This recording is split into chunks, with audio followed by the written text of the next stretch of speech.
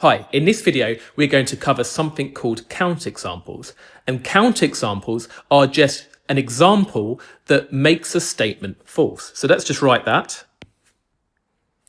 A counterexample is an example that makes a statement false, or you could say that disproves a statement.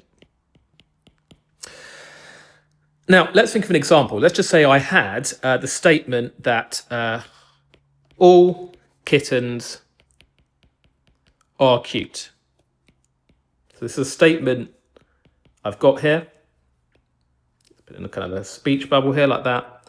Now, let's just suppose that we were to kind of go to some cattery somewhere, and we were to find a cat here.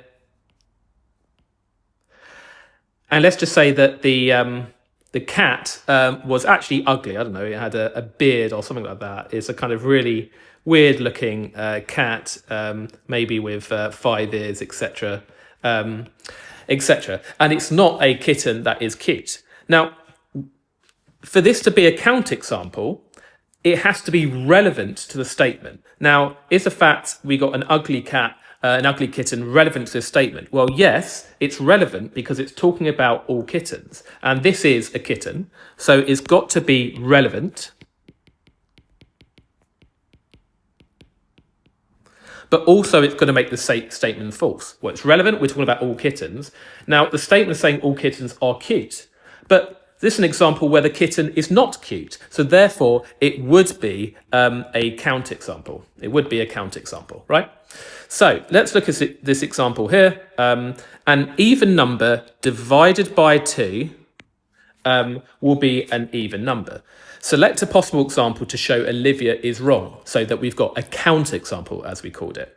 Now, firstly, are these examples relevant to the statement? Well, the statement is talking about any even number divided by 2.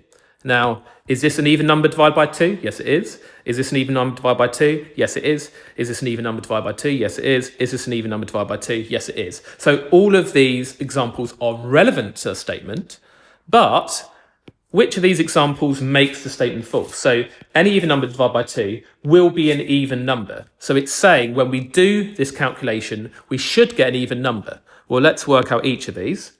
20 divided by 2 is an even number, which is true. So it's an example of the statement. It's not a counterexample because it is true for the statement. What about the next one? 26 divided by 2. Is that an even number? No, it isn't. So this one is the counterexample because the statement said any even number divided by 2, which this is, will be an even number. But it wasn't. It was odd. So therefore, that is the answer. It's the second one, which is the counterexample.